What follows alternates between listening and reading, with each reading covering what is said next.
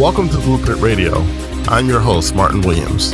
Here we help you create a blueprint for your life. Radio. So let's build. Martin Williams. Don't forget to subscribe to the podcast. You may do so on Apple Podcasts, Spotify, YouTube, and SoundCloud. All the links to the podcast can be found at guidedexpressions.com/podcast with an S, or wherever you're listening to this podcast right now. So today's podcast is going to be on the poverty mindset. Now, you may have heard about the poverty mindset in the past, and you may have heard different people speak on it and teach on it. And there's a lot of good material out there, but I wanted to give my take on what it means to have a poverty mindset. First off, a poverty mindset is bigger than just money. It's not just about the amount of money that you have in your pocket, because you can have financial resources and still have a poverty mindset. So we live in a country of great abundance, right? The United States is a country of great abundance. There's a reason why so many people risk life, limb, and whatever else to come here, because it's a land of opportunity. That's what America is known as. And, even with all of the challenges that we have here, this is still a country of great opportunity and great abundance. Our standard of living is really at a high level. And I don't think that people realize how high the standard of living is in the United States. But it really is, especially when you go to third world countries or even other capitalist countries that may not be as big as the United States, but they still practice capitalism. The standard of living in America is pretty high. So it's when I say poverty mindset, I say that kind of tongue in cheek, but at the same time, you can have a season of lack, right? Or even a lifestyle of lack. With this poverty mindset, the way that we think really drives our experience. And it's like that in every area. You may need a new car, you may need a new home, and you may have the means to get it, but you just, for whatever reason, don't want to do it because, it costs a lot of money, or, it may cost more than, you're willing to part ways with. And if you experience any kind of lack or poverty as a child, you start to think that money solves all problems, which of course it does not. But it's easy to grow up with that belief. If you've ever been without money, if you've ever found yourself in a position where something was taken from you or something was denied to you because you lacked the necessary resources. Even if that happened in your life, that doesn't have to be your life if you start to think differently. Most people who have resources will tell you that they grew up with less resources than they have now. Most millionaires in the United States are self-made, meaning that they did not inherit the money, right? So poverty is something, it's a mindset. It's real, but it's a mindset, and it's a way of thinking. If you say things such as, I don't have enough money, or I can't afford that, what you're doing is you're driving that belief down into the subconscious mind to the point where the subconscious mind believes it. And most people have said that and thought that their entire life. And now, they're in their 30s and 40s and 50s, and they practice that mindset. They practice the poverty and or lack mindset. And by what I mean by that is that, like I said, there's things that you need to do that require you to spend money, but you won't spend it because you're afraid of parting ways with that money. And of course, what happens is that small problems become big problems, and you end up spending more money than you originally wanted to because of, just how life works, right? It's like the leak in the pipe may have been a $50 or $100 problem, but if it floods the basement, now it's a $1,000 or more dollar problem, right? It's kind of that concept of, solving problems when they're small so they don't become bigger problems later. So, how do you get rid of the poverty mindset? You have to think abundantly. You have to understand that there's no shortage of money. There's no shortage of resources, right? Miles Monroe said this really well. He said that, during a recession, money doesn't go to another planet. Excuse me. Money doesn't go to another planet, right? It's still here. It's just that people are holding on to it, right? Excuse me. What causes people to let go of money? Well, for the most part, people will invest money in something that brings them more money. Okay. So what you want to think about is that how can I be an investment for someone, right? And this is where, business comes in. How can my business make money for someone else, right? Can my business provide income or provide increased money for someone else? And if it can, then that's what you sell from, and people will invest in you to make more money for themselves. But that's how money works, right? You can't just hold on to it. It's energy, right? It's stored energy. So what happens, even if a person holds on to it their entire life, they pass away, and that money either goes to their family or goes back to the government, right? So money never stays still forever. It's always moving. It's always moving, and it's moving to people who can solve problems. So if you have a poverty mindset, what you want to do is understand, number one, that there's no shortage of money. There never has, never will be, right? There's always enough money in the world, and most people have more than they need, right? So, most people, when I say most people, I'm saying most people who are rich have more money than they need, right? Someone who has $100 million, you don't need $100 million to live, not even in the United States, right? So how does money go from a person who has a lot of money, more than they need, to a person that doesn't have any money? The person who doesn't have any money has to change the way they think about money, and they have to understand that money is a tool, right? It's energy. It's a tool to build things. A lot of times with people who have a poverty mindset, they're not really building anything. They're not doing anything, right? As you're doing something, the money shows up. Okay. I like to use the example of the Barclays Center in Brooklyn, right?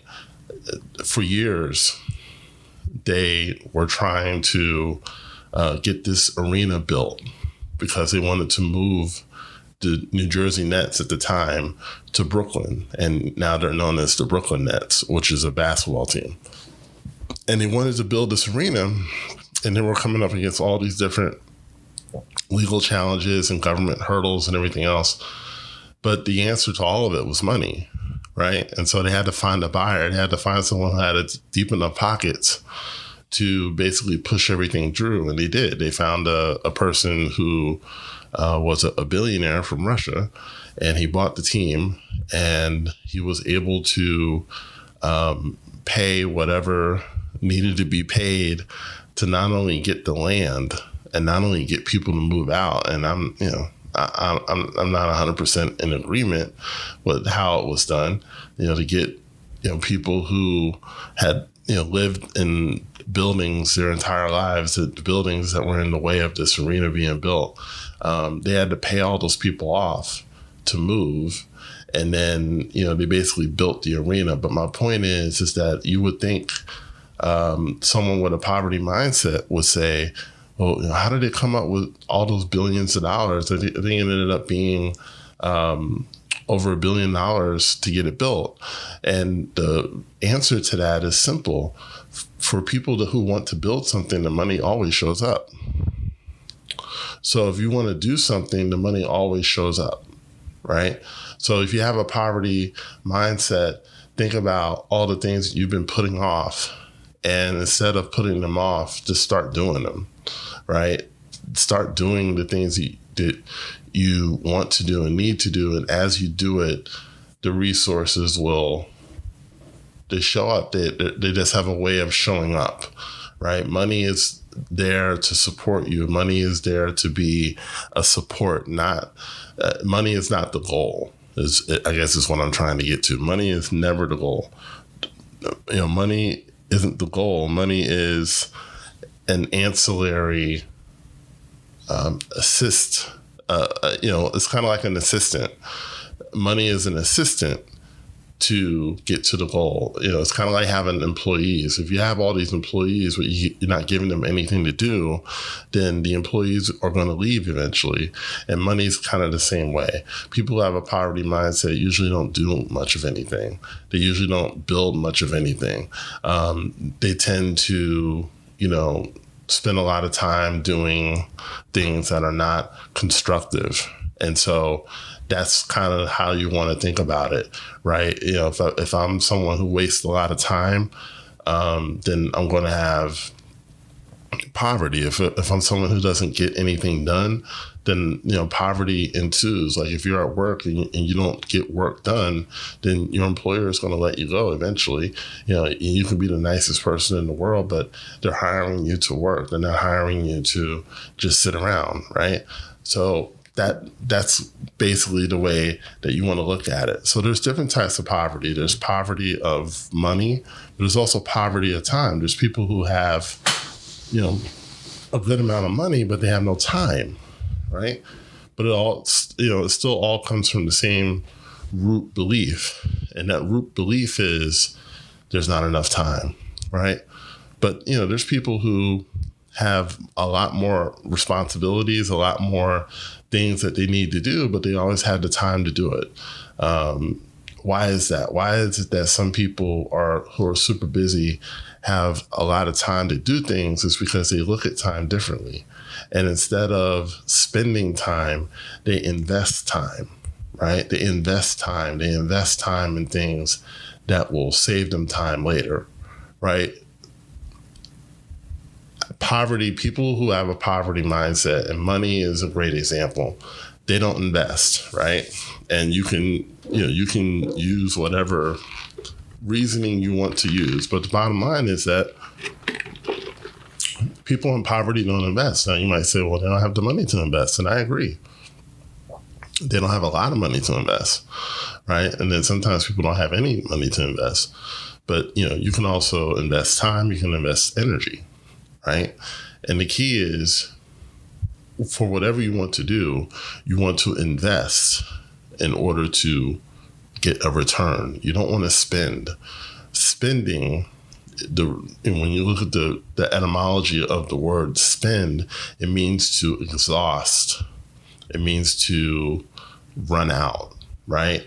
So when you talk about spending money, what you're saying, and this is the power of language, what you're saying is that I'm exhausting the money to the point that it runs out. That's literally what you're saying, right? So instead of saying spending, a better way to say it is to invest, right? Because when you invest, can you lose money? Yeah, but the purpose of investing is to get a return that is greater than what you invested. So when you invest money, the goal is to get a return on the money invested, right? And in the Bible, it talks about the 100-fold return, meaning that you are well within your rights to expect 100 times return for what you invest. And that's in anything, whether it's in money. If you invest $100, you have every right to expect $10,000 return. And you might say, well, that's impossible. That's not going to happen. Well, Have you heard of this thing called Bitcoin? Right? Have you heard of this thing called Ethereum? Cryptocurrency, Dogecoin, right? These people are getting the 100-fold returns, right? And whether they realize it or not, whether they realize it's a principle or not, they're getting these 100-fold returns. We look at like AMC and GameStop, people are getting 100-fold returns. And a lot of people are trying to figure out, well, how is this happening? Well, it's biblical. It's scripture. You're supposed to get 100-fold return. It's just that most people don't demand it. Most people don't look for it, right? And all the promises are by faith. So anyway, you can invest money for 100-fold return, but what about time, right? What about time? Can you imagine investing an hour and getting 100 hours back, or investing a week and getting 100 weeks back, or investing a year and getting 100 years back? You know what I mean? And as far as like productivity, as far as like freedom. And so, if you're someone who maybe wants to have more time and money freedom, the simple answer is to invest time to get more time, right? And invest more money to get more money. Okay. So you can't get away from investment. Okay. The richest people in the world are investors, right? Billionaires, they're investors. They invested in their business, and then they invested in other things, right? And so, the way that you break a poverty mindset is, number one, you got to change the way you think about money. You got to stop thinking about money as being something that's scarce. It's not scarce. It's abundant. It's everywhere. But money flows to people who build and people who invest, right? And it's the same way with time. People who invest time get time back. And it's the same way with energy. People who invest energy, right? You go to the gym, maybe, going to the gym's not something you feel like doing, but you got to invest that energy. You invest a little bit of energy you have to get more energy back, right? Going to the gym gives me more energy, gives me more, ability to focus and everything else. But that's how the world works. That's how life works. You get back what you invest multiplied. So think about what I talked about today. Hopefully it helped you. My name is Martin Williams. Don't forget to like, comment, subscribe, and share, and I'll talk to you soon.